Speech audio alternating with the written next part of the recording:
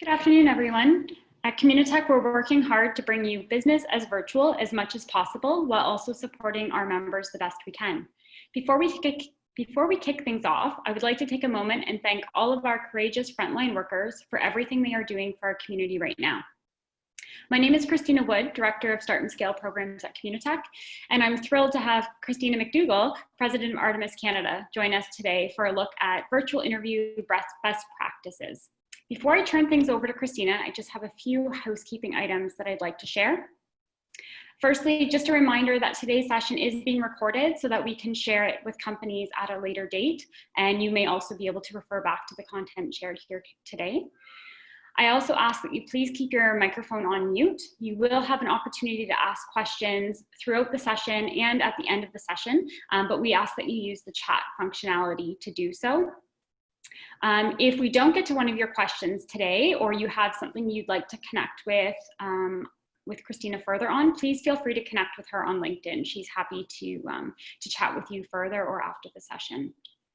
You may also want to minimize your speaker view, which is located on the right-hand side of your screen, in order to view Christina's whole slide deck. And lastly, we will be asking for some audience participation today. We really encourage group discussion as part of the presentation. So please, again, use that chat functionality when Christina throws out audience questions. Let us know what you're thinking and participate in the group discussion. And Communitech is running Ask Me Anything sessions every Tuesday at 2 p.m. And you'll see on the slides here a list of some of our upcoming sessions. So if any resonate with you, please feel free to register. Thanks so much for joining us this afternoon. And with that, I will turn it over to Christina. Thanks, Christina. Thank you. All right, I'm just going to get into my slides. You can hear me okay? Yes, I can. Awesome.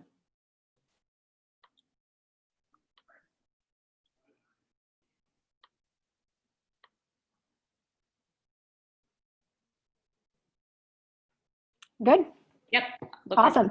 So yeah, so thanks everyone for taking the time, and you know, hopefully you've all had some time to get a little vitamin D today, and this is going to be an hour where I know we're all a little zoomed out, is the phrase that I heard someone mention. So I'm hoping that that we can keep this pretty interactive, and that we'll have some good Q&A that come from the group. So I don't have all the answers. I have lots of content and lots that I can share from what we're seeing and hearing from our clients.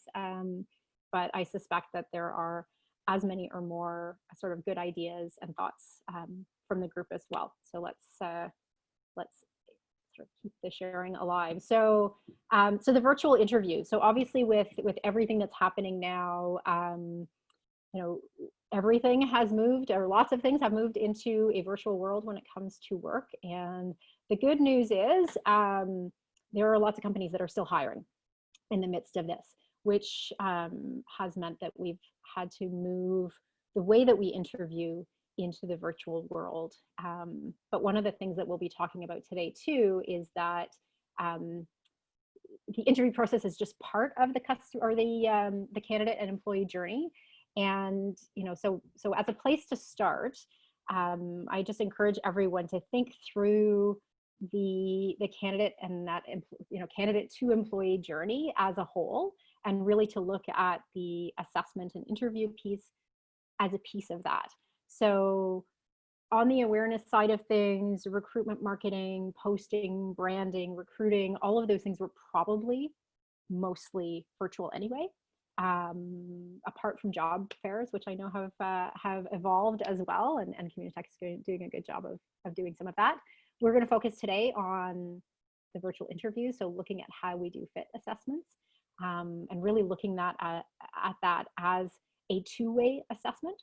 So one of the things, as I was looking at the people who have signed up for the session today, and the people on the call, that you know, probably important to mention, this is designed for companies that are and people who are on the interviewer side of things. But you know, where there are anyone, you know, if there's anyone on the call and in the session that's thinking, you know, what am I going to take away from this as I am the candidate moving forward, I think that there's going to be a lot of really interesting interesting content, and just interesting to think through where are companies in terms of how they're thinking about the candidate experience and how they're doing assessments, and knowing too that they probably have as many questions as you do, and trepidation. I think everyone is fairly new to this.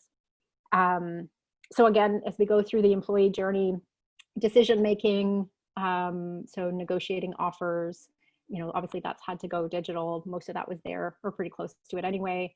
And then through the employee experience, onboarding, which I know that there was another session on that was really good, and then retention and advocacy. What you may recognize if you have spent time with your marketing organization, or if you're in a marketing organization, that this looks a whole lot like the customer journey. And I think the reason why it's important to draw that parallel and to look at that is that most of our organizations have already tackled this and moved most of their sales process, if not all of it, into a virtual world. So, if you look at, lots of SaaS companies, everything other than maybe a meeting with the client to push the deal over the finish line has been virtual. So your sales and marketing organizations probably have a lot to teach, as well as tools and licenses for tools and things that you may be able to very easily bring into, into the recruiting part of your organization.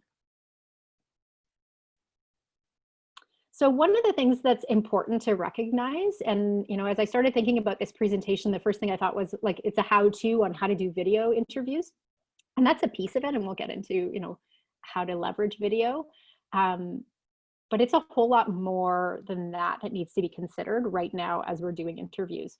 So not only are we needing to interview people while they're sitting in their homes, and we're sitting in our homes, but the whole decision-making process is different, as well as the basis on which people are making decisions. So, I think it's important, and today we'll talk about how to prepare for a new way in which candidates are evaluating opportunities, and to think through some of the things that you need to be thinking about more now as you're doing assessments of candidates, based on the skill sets that they're going to need moving forward that maybe weren't as critical in the past. So in the before, the interview process was, some combination of let's assess for interests and motivations, let's assess for technical fit, technical skills, work styles, culture and values, which is this kind of amorphous thing that companies, probably and largely haven't quite wrapped their heads around, other than it just feels right. And now I would say companies are still, assessing for all of those things, but things that we're starting to hear from our clients that are becoming more critical in terms of the kinds of candidates that they want to see and want to hire, and the skill sets that are becoming more important, not only to get through this period of uncertainty, but also moving forward, because we don't know necessarily what our organizations are going to be faced with, because there's still, from a timing perspective and just in terms of market outlook, there's still so much that we thought we could predict in the past. Turns out we were wrong.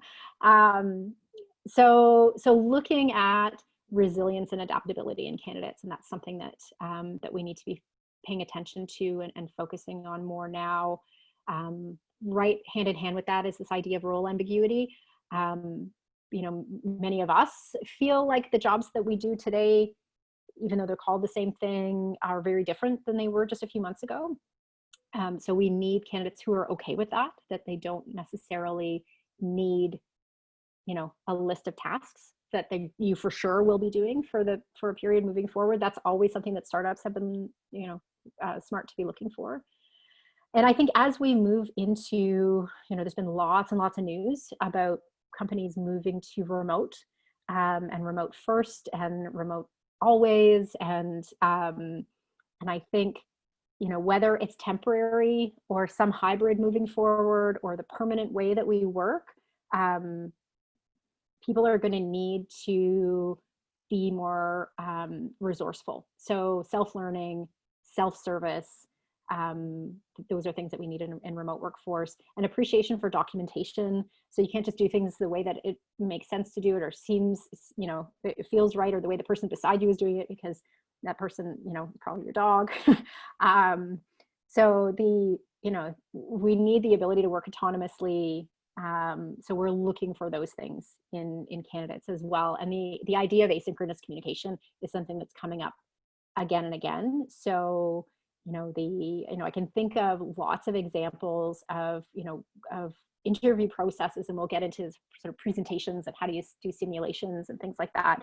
But, where someone's ability to command a room was really an important skill set if you were in sales or, product management or other things, because you had a room full of people that you needed to present to.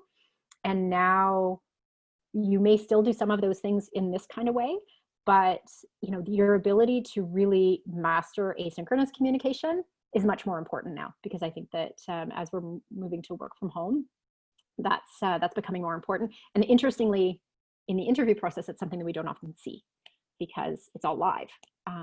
So looking for opportunities to test for that as well.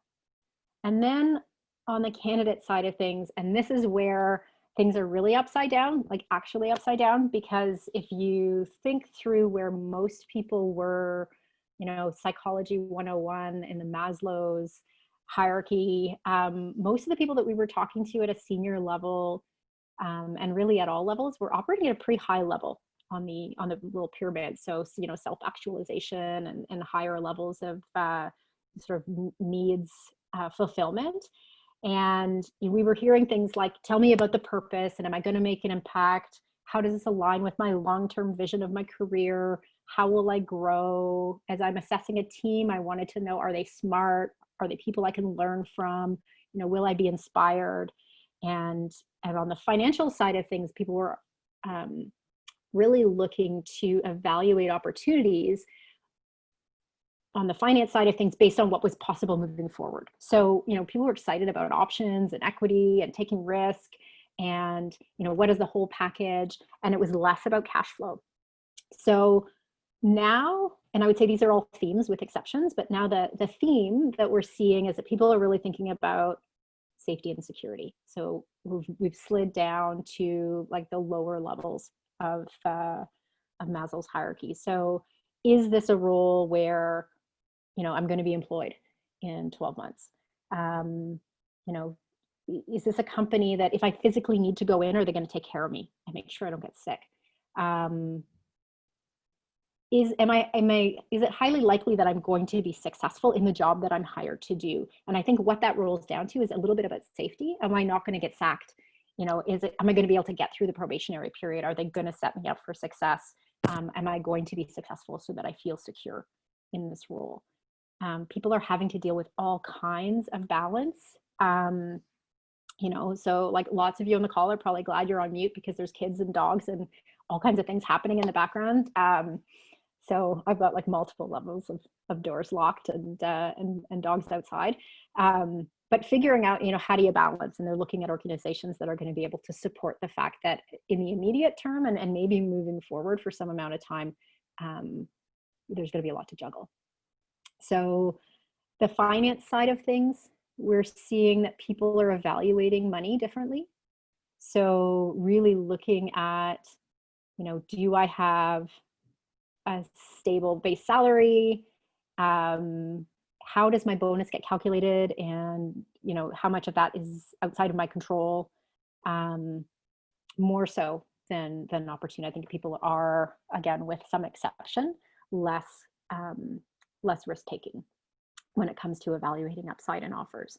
Impact and purpose is still there. And the interesting thing is if you look at some of the reading around how do you motivate a remote team and how do you motivate people when there's loads of distractions and other things, oftentimes it's, it boils down to, are you really passionate about the thing that you do every day? Do you love what you do? Is it important? And if all of those things are true for your candidate, then they're going to be motivated. So that's still there, but I think again, it boils down to, is this important work that I'm doing? Because people, especially now, are thinking like, why do we work? People are questioning all kinds of things. You know, everyone wants to change, you know, save the world right now, because it's, you know, people are sort of in a different frame of mind. And then how people are assessing team is getting different, is somewhat different as well, where fit is still there, but I want to know that I can trust the leadership, that they're transparent. So the feedback, we've had some really interesting feedback. We've got a leadership role with a startup that's in the fintech space, and they have a lot of transparency. The first interview is like, here's everything, you know, here's all our challenges, here's the good and the bad and the ugly. And, you know, the feedback that we have from candidates is, I need that in a leader. I need someone who's going to tell me everything, good and bad, because that gives me a sense of I know what's out there. And I think in a lot of other places in our world, we don't know what's out there, and we don't know what's coming. So building and being able to show trust. I want people I can respect, and I want an organization that's going to be compassionate. And there's ways that you can check all of these boxes, and it shouldn't be boxes. I mean, hopefully that your company delivers on all of these things. But there's ways that you can demonstrate that through the interview process. So, you know, here's some things that you need to be prepared to talk through. And you'll have candidates who have thought a lot about this and have put words in, you know, around it and have really good questions. But I would say 9 times out of 10, it's a notion that it's something that they need, but they don't necessarily feel comfortable asking the questions, or they don't know who they ask the questions to, or they haven't really even framed it as a question. So, you know, I would say be prepared to volunteer as much of this information as you can, just to make sure that, you know, when you have a candidate that meets all of your criteria, that they're equally excited and confident and comfortable joining your company. So what's the financial stability of the company? How much runway do you have? Like, tell me that you don't need to go raise money in the next 2 months, because that'll be really hard. It's possible, but not probable. What's your market outlook? So talk to me about your customers. Tell me why they're still buying. Tell me how, you know, if you're growing right now, are you solving an important need? Are people spending money on the things that you're selling right now? Tell me how you're going to onboard me and how you're going to support the fact that I'm going to be working from home for a little while. Onboarding is hard. Onboarding right now is really, really hard. So understanding how I'm going to be taken care of. An important thing that I think people are paying attention to now, and I think they're going to keep asking this question into the future when it's not a current concern, is what is the company doing, and what did the company do when all of this COVID stuff started? So to be able to talk through, this is how we adapted, these are the things that we did, these are the mistakes that we made, and this is the information that we have, this is what we don't have, this is what we're going to do moving forward. Again, people want to join an organization where they're comfortable that the captain, the people that are in the bridge steering the ship, really know what they're doing, and that they have as much information as they're, you know, as possible, and that they're confident in the direction that they're going. And again, that speaks somewhat to what's the plan for back to work as well. So a question, because I feel like I've been talking a lot, a question for everybody is, sort of as you head into interview processes that are now online, what are you finding that's harder? So where are the big challenges that that you're seeing now that maybe you didn't see before?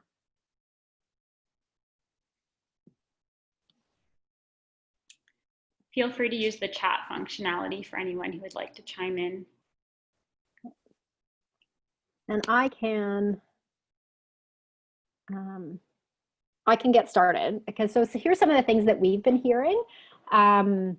So making a human connection is hard, right? So whether you're the candidate or the company, the impression that you get when you shake someone's hand and introduce them into the office and have a physical connection, it's hard because you don't get to do that. So that kind of leads into chemistry. So, you know, we've had some searches get put on hold because there's leaders that say, I can't imagine hiring a VP of sales, like one of the most important jobs in my company, and I've never sat down and had a meal with this person. And why would how would they possibly join my company when they haven't sat down in a room with the leadership team? Like, they just can't wrap their head around how they could mimic that. So, you know, we're helping them through that. They may or may not get there. But again, chemistry is hard. Most of our organizations, or a lot of our organizations, have hired remote people before. I mean, it's, you know, it's not always that if you need to hire someone to run Germany that you meet them. But yeah, we've had companies from Germany hire people locally, and they fly them to Germany to spend a day because they want to see them and talk to them and take them for a beer and whatever. And that's really hard to do now. Christina, we have a couple of comments coming in on the chat. So one is around something that is hard is recreating the whiteboarding experience for technical jobs specifically. And I think you're going to touch on that a little bit later. Gauging fit, as there isn't a chance for a casual coffee. Video chats inherently are not totally natural, so it's hard to mimic that part of the interview process. Also a comment here around it looks like all the job description wants are all around skills, which seems to be a lot of requirements. Technical interviews, some of the technical hiring managers and technical candidate video interviews are a format that they don't really enjoy. And delay in hiring process due to virtual handoff. So I think around, you know, that decision making. And momentum in the process. Well, and it's interesting because I think there's lots of technical people that didn't like the in-person interviews either. And that's probably not a fair stereotype that I'm making, but there's lots of people in general that that found, you know, doing interviews as a kind of an interruption to their flow and to the day, but certainly putting it into video and taking it online is less comfortable. So, you know, a bit of advice there is for anyone doing interviews, you know, provide some level of training. So if you have the ability to, you know, run through the technology and run through some case studies and you know, and do some dry runs and some role playing, then don't call it role playing because then it's a whole lot less fun. But you know, but try to get people to a place where they're comfortable. And I think, you know, to you know, as we talk through some of the things around video, you know, one of the things that becomes very naturally to some people is that you start a conversation with, how are you doing? You know, how's it going? This is really weird time, you know, like how's everyone coping? Are you healthy? And have, you know, take 5 minutes to connect with that person. It's the time you would have spent saying, how was your drive in? Did you find parking? Like, you know, this is the space and this is my office. Can I get you a cup of coffee? So that it's not a misuse of time. And not everybody's really comfortable if you're not people oriented to launch into that level of connection. But I would say that's something that we probably all need to practice, and anyone in the process needs to start that way. And it can be, it's very purposeful. So it's, you know, I think that hopefully we all work with organizations that are compassionate. And if you had your employee on a call and you hadn't talked to them yet that day or over a couple of days, you would say, how are you doing? And, you know, how's coping? How's, you know, how's homeschooling coming along? You know, that level of human interaction, again, on behalf of your company, is sending the right message. So I hope that you know, that level of comfort. The whiteboarding thing, I'm hoping we will get to, and I'm hoping that there's people on the call that have some suggestions and ideas for that, because that's one of the trickier pieces to replicate. So as we get into live video, you know, so here are some tips and tricks and things that if you have people that are resistant, there are some upsides that that we can probably sell into the people that are doing those interviews. So in terms of tools, there's lots of them out there. You know, obviously a lot of them require a company license. So your organizations, you know, probably have a favorite that they've already picked. You know, Zoom is the one that I think we're seeing the most of on our side. We see some Hangouts. Skype is I don't know why they haven't got their act together. It's not awesome.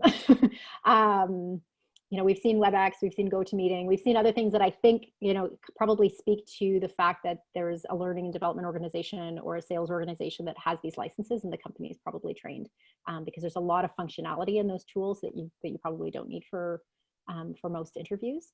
But if there are others, then you know, pop them into the chat.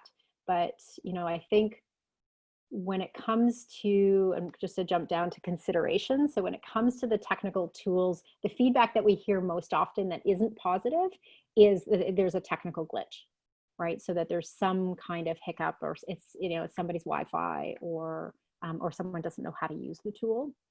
So so again, that doesn't necessarily speak to the you know, whether the tool itself is. I've had to tell my kids that they can't stream videos, or you know, certain times of the day. So you know, that's maybe another thing to think through as well, is if you're doing an interview and you're at home, you know, make sure that you've got access to as much of your bandwidth as you can, because if you've got a teenage gamer in the house, we'll turn things upside down. So the upside of using video, there is an opportunity to make human connection and to have some authenticity. You probably didn't ever interview somebody in your house before.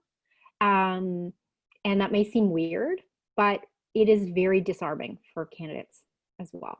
So it may seem a little bit weird to you, but I think it adds authenticity. If you're being interviewed by someone and their kid runs in and it's like, hey, there's, you know, there's the CEO's, you know, son or daughter or their dog, all of a sudden, you know, you've created a human connection that it's really hard to replicate in you know, otherwise in an interview situation that would be in office. I saw some chats pop up. Is there further questions there? There's just a couple of comments about possibly using the phone and skipping the video conference as an option in order to take out some of the, you know, considerations around it. Yeah, and those are things that we did before, right? So I think it depends what you're looking to assess in the call. So if you're just sharing information, if you're, you know, if you're looking to schedule things or have some, you know, pretty tactical questions answered, then, you know, then a phone conversation makes sense. If it's a secondary, you know, if you've already talked to the person on video and you've made a human connection, then the phone, you know, the phone is just as good. The one thing, and we'll get to it in a second, just around best practices, have a backup. So if you're using, you know, if you're using video, make sure that you've shared some phone numbers, that the person knows that if they have an issue, especially if they're stressed out because they're heading into a job interview and all of a sudden the Wi-Fi is flaky, that they can call you, and then that's going to be okay, that they're not going to be at a disadvantage. But video lends itself to conversation and storytelling. You know, the comment about I can't have a cup of coffee with somebody. I mean, technically you could both be drinking a cup of coffee, but it's not the same as being at a coffee shop and having that experience. But you can mimic a lot of it. You just have to be purposeful. And some of that has to do with some small talk. And again, that might be something that, you know, you have a couple of questions for people that aren't really good at that they know. Start the interview with, you know, just how are you doing? And do you have kids at home that are dealing with homeschooling? You know, how's that going? The other upside with video is that, you know, it can be one-to-one, it can be one-to-many. The jury's out on whether people feel as intimidated in a video interview with multiple people as they did in a panel interview in a room. It seems to be that it's more comfortable, relatively speaking, to have maybe two little faces floating in the corner as opposed to one, you know, versus sitting in a room where you're facing a bunch of people. I can also see, without moving my eyes too much, everybody's reaction and a little bit more of their body language. This is touchy. So we've had clients that record their interviews. And I know some people are probably thinking, like that sounds like a nightmare or an invitation for potential problems. But I think in a lot of cases, there's more good than harm in recording, provided that you've got permission. And I think that you understand how it's going to be used. So if I record an interview, it eliminates the need for multiple people to have one-on-one conversations that have all the same questions with one candidate. So, when you position it as there are 4 people, we all want to have this conversation, it's probably less awkward for us to be doing it one-on-one, but I'm going to share this video with them so that you don't have to repeat yourself, so we can be respectful of your time. And in a lot of cases too, we've had, I can think of a leadership search that we did where the CEO wanted to record it because he wanted to review it. So he said, I get it, this gut feel, and sometimes it isn't what the person said, it's something else. So I want to go back and listen to it a second time so that I can get all the nuances. So that's good. Sliding into presentation mode is, again, one of the other benefits of live video. Things to consider that we've chatted about as well, technical challenges. We need to understand distractions. So having a little bit of training with your, which I think we probably are all relatively good at now, is figuring out where in our house we can be, where we're less likely to be distracted. But to do that, make sure that your interviewers are prepared, they turn off notifications and things. And again, I'm going to belabor the point about making a human connection, because I would say right now, there's loads to talk about. It's unfortunately not all positive, but we're all going through something. So I think to make a connection around that, it's more conspicuous if you don't even bring it up. It'd be like the weird elephant in the corner.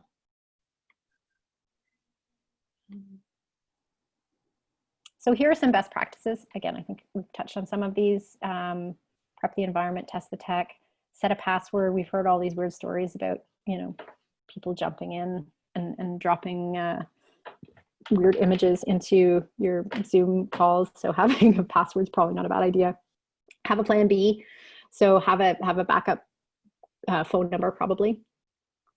Sending a prep email when you confirm an interview is something companies, haven't across the board done very well, but we've seen some companies do it very well, and it's worth taking the time, because you really just need to do it once. And then you can just edit a template, but, put some personality in. This is, we're excited to meet with you. We know this is weird, having to do this over video because we really wish we could have a coffee with you, but, find somewhere comfy. Here's what we're going to talk about. Here's an agenda for the conversation. Here's who's going to be on the call with their profile. Here are some of the things that we're looking to cover in this meeting. It's not like giving out the answers to a test before you walk into an exam.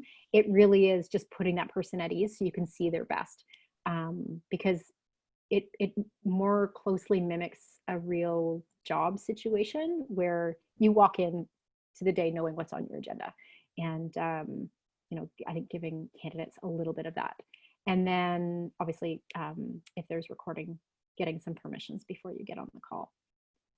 First impressions still matter. So do that greeting, have a check-in, share a little bit about how your day is going and what you're finding. This next point, just about scheduling prep and debrief time, is I think it was always important and rarely done. And now it's more important and probably more rarely done.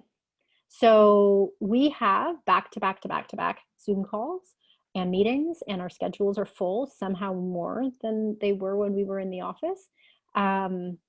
So when we have an interview, and sort of the collective we do find that you run, you click exit on one Zoom meeting and then you open the next one, and in the split second before you open the next one, you look to see who it is that you're getting on the call with, and try to do a little bit of prep.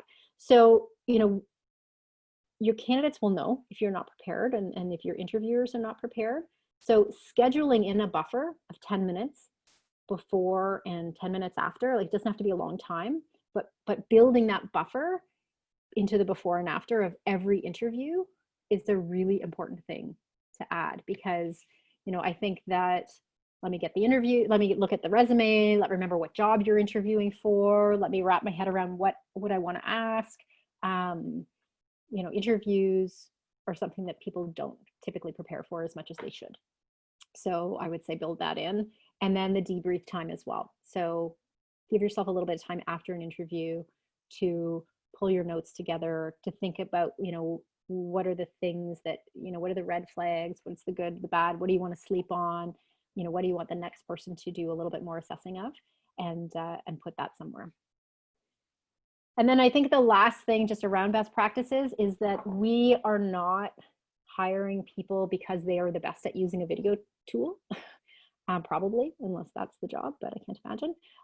So, you know, so if someone's, you know, finds video clumsy, if they're nervous, you know, that's not what we're assessing.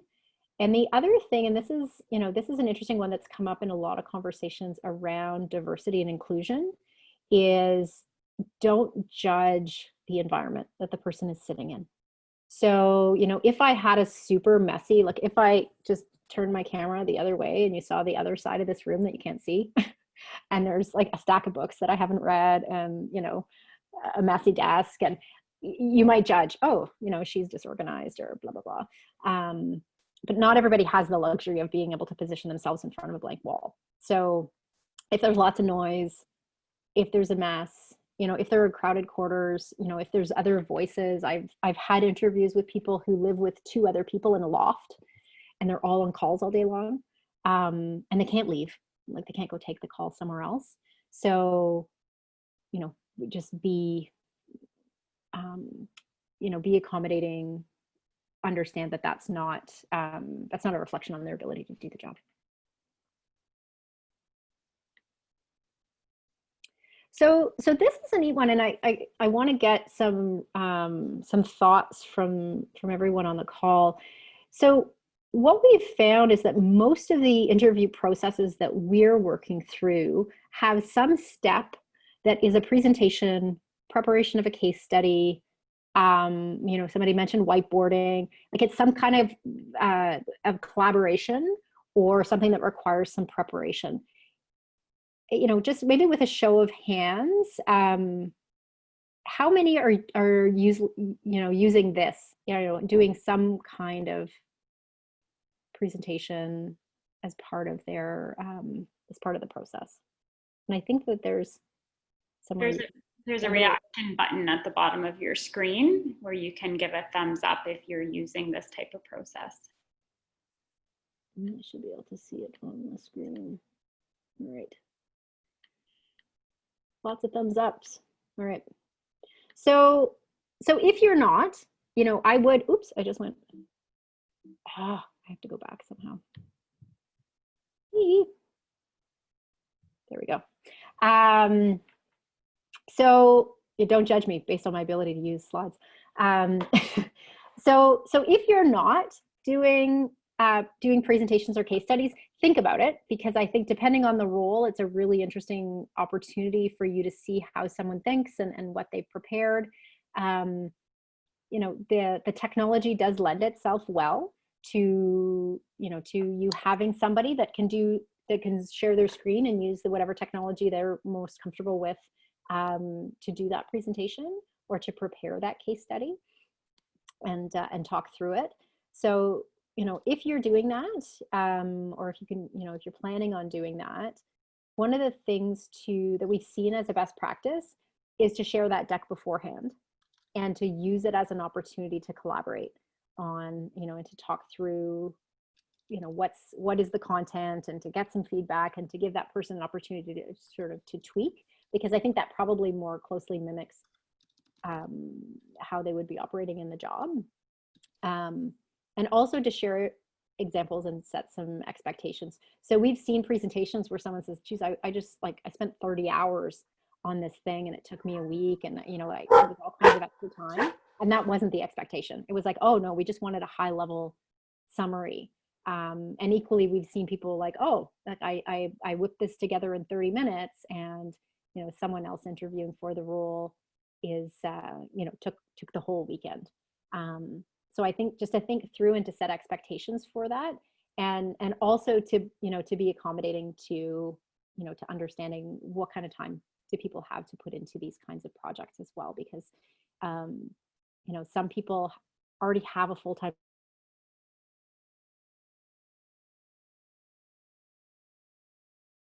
and to be asking them in the interview process to prepare something that's going to take 10 hours may not be reasonable.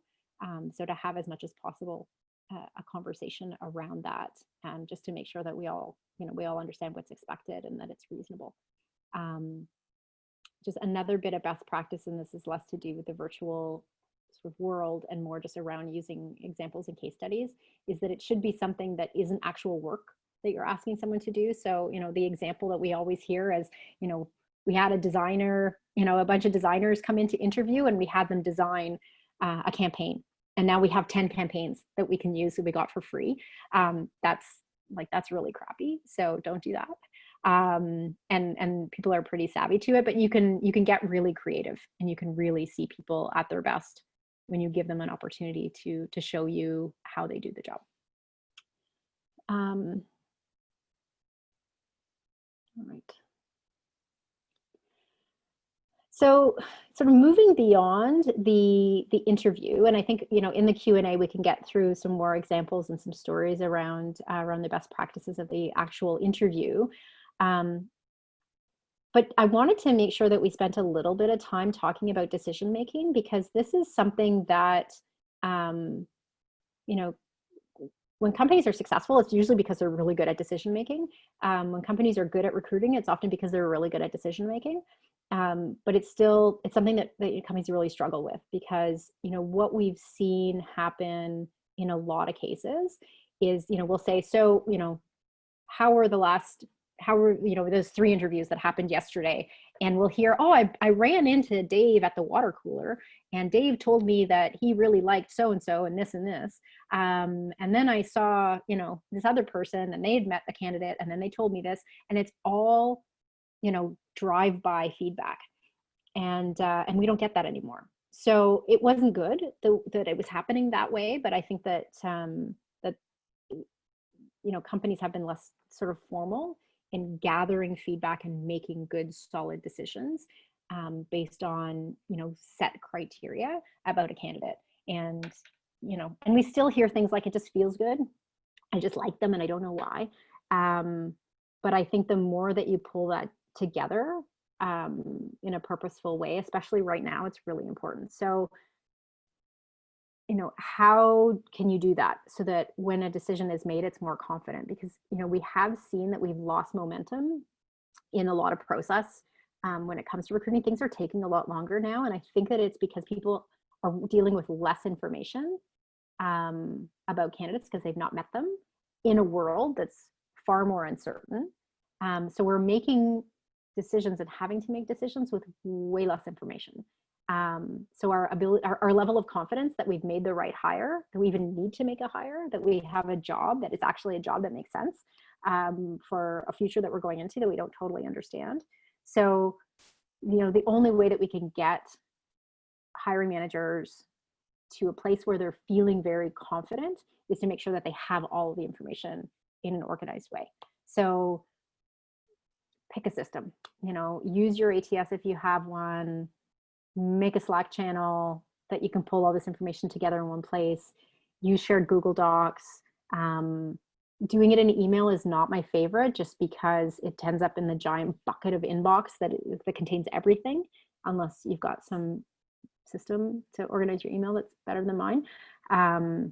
But organizing all of that is really important. And then having a cadence of recruiting status calls with the hiring manager and all the people that are key decision makers, again, just to keep things moving. Ideally, there's a bunch of real-time feedback that's in place, so you're not waiting a week to carry on the conversation, but that you at least once a week are talking through an open job and saying, okay, so now we've met these people.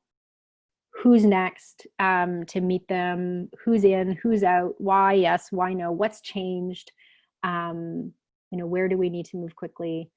All of that is very, very important. So making sure that we have these calls scheduled is something that, that we do pretty religiously. And I think that, that it makes sense for companies internally to do that as well.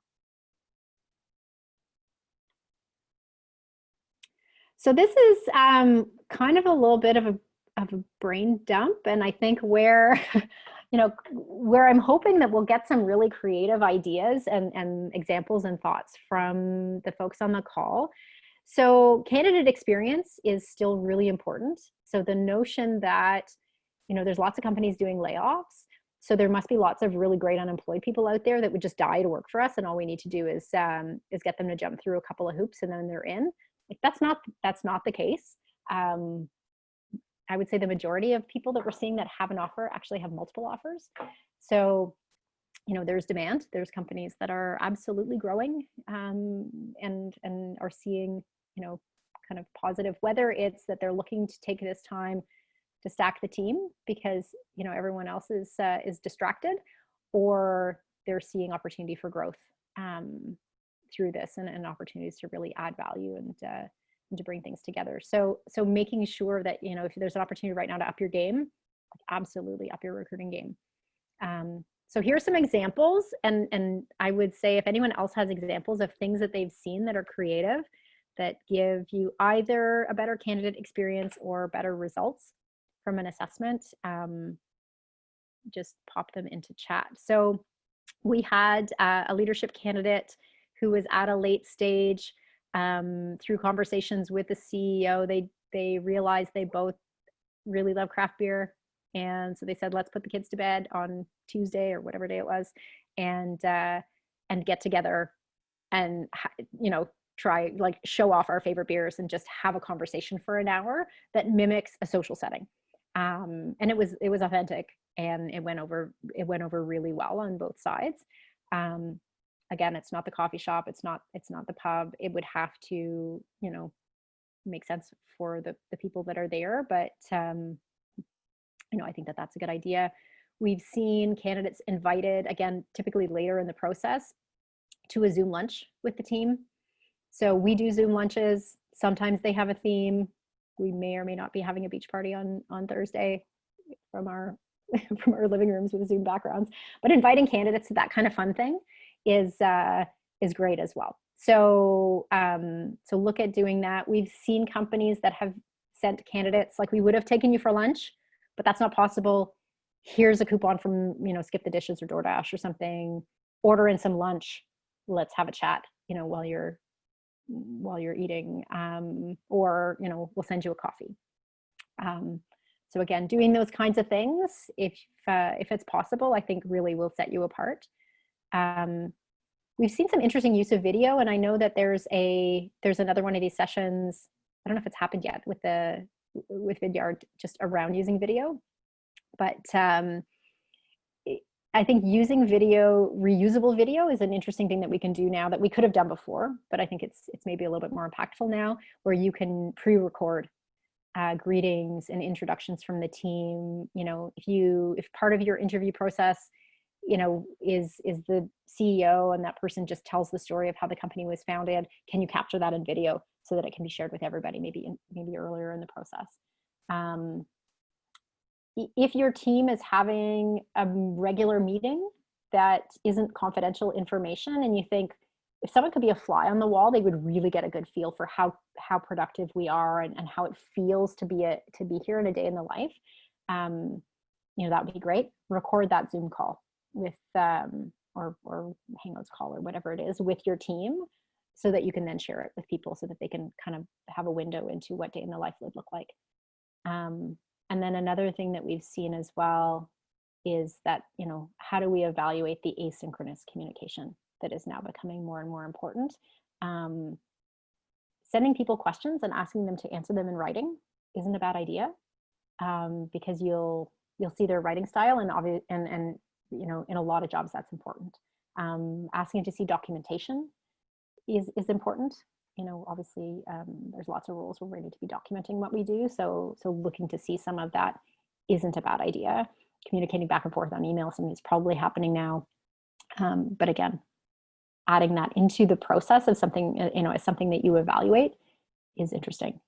Are there any other examples from the room, I guess rooms, of things that you're doing that are interesting? Just heard the little.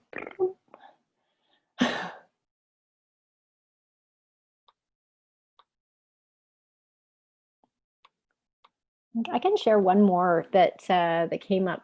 We had a head of HR search, and we had a candidate who was late in the process, and they invited her into the team Slack channel for a couple of days. And it was less about an evaluation, and it was more to facilitate her evaluation of the team.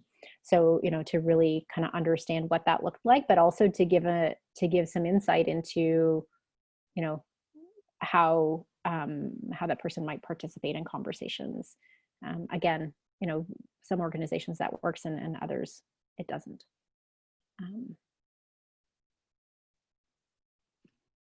We do have a comment from Erin, who has shared that some sort of video tour of the office, so trying to show them what the office is like. So I think that's a great idea. Not able to give them a real life tour. Yeah. And it's a tougher thing to do now. I know I had this conversation with other recruiters too, and you think, do you want like someone to, have security let them in so you can take a video of the empty office? Like that might not send the message that you're hoping to send. And, I think the other thing that, as we move to working from home or working remote, or, what that looks like, it's, figuring out, how does culture survive and what does culture feel like? Because culture isn't right now what it feels like to go into the office. It isn't the energy in the office, which is sometimes how people would describe it in the past. So how do you capture that? And, so I think to look to, do you have video from before that that someone can piece together to show sort of teams working together and what that looks like.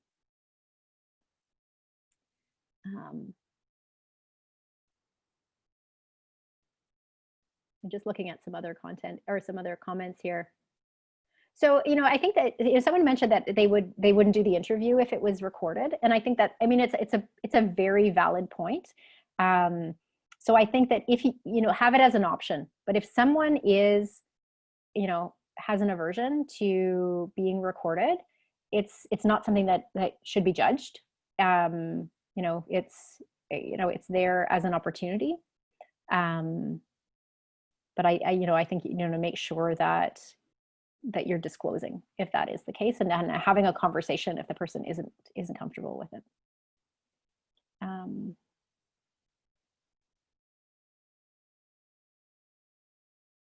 Saw someone else here, having to pause hiring because of inability to train hands-on lab roles. So I think that's an interesting one, because I think we have seen some organizations where where there's a hands-on component to the role, and the work from home piece is really tricky, and in some cases can't be accommodated right now. And a lot of those roles either have been put on hold, but the focus really has moved from the challenge in interviewing and hiring for those roles to the challenge of onboarding for those roles, and how would we get started when we don't even have a timeline in front of us in terms of when and how back to office. So I think we'll probably start to see more companies figuring out how to tackle that as we have dates and as we have some insight into when people are going to be back in offices, where they're in labs and doing things now, because I know research and things are back up and running, that figuring out how do you do some of those assessments while maintaining all of the abiding by all of the recommendations around social distancing. And I think that there's ways to follow the rules and you know, and get that accomplished. Message. The virtual office space is Mackenzie's question. So I haven't seen Sakoko. I don't know if anyone else has used that. There's Verbella is one that I had a meeting in a virtual office, and I felt like I had walked into Second Life or The Sims or one of those games. I don't play, but I had an avatar, and the person I met with had an avatar, and we sat at a animated couch and had a conversation, and it was mostly just weird. So, you know, I think that there's some novelty in doing that, and I think that there's some value in maybe opportunities for collaboration with your existing teams. You know, I can imagine it working in a day-to-day with my own team, and that we would have fun with it. But in an interview, it might be a little off-putting if you're not having a conversation person to person, but it's like cartoon character to cartoon character. I don't know if anyone else has a different opinion about that, but I thought about, you know, would this work in an interview? And I think theoretically it sounded like a neat idea, but the experience of it was very inauthentic.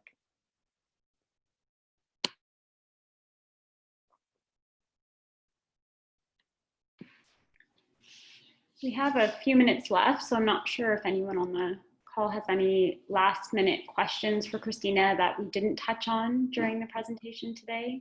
She's happy to stick around for a few more minutes in order to answer those. So yeah, please feel free to chime in and put them in the chat.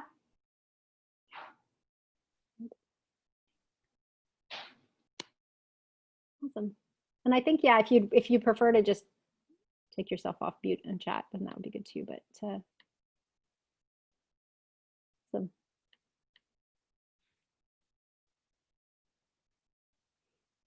Excellent. Well, I think that's it. It's for now. You know, as you've said, I'm around. If anyone else has any questions or comments, or you know, I think the one thing that did come up that I know we didn't have an answer to was just around how do we mimic virtual whiteboarding.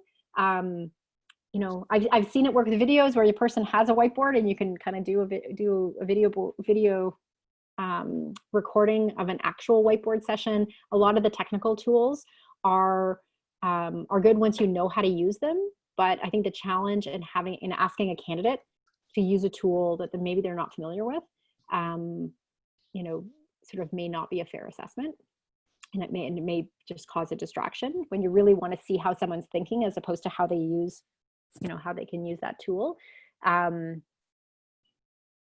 Yeah. So, you know, I would say figure out what your teams are using now, but you have to think through, no one needs to do a training session on how to use a tool before they do their interview. So I think that that's one that, you know, if there's anyone out there looking for a product idea, that's one that could be done better. And Miro, I think Christina had mentioned. So we use Miro for whiteboarding for some of our team meetings. It's not bad. I think if someone had time to play with it and put the presentation together before, I think learning it on the fly while you're working through math problems and programming problems, you know, in a sort of staged collaboration session might be a little intimidating. Again, we've not seen that used in an interview setting. We've seen it used effectively with teams, but again, typically there's a little bit of time for those teams to get comfortable with the product, so that you know, when you want to showcase the content, you want to make sure it's the content that comes through, you know, without sort of being slowed down by the technical tool. All right. Okay, so I think that wraps up today's session. I want to thank you again, Christina, for your time and insights today.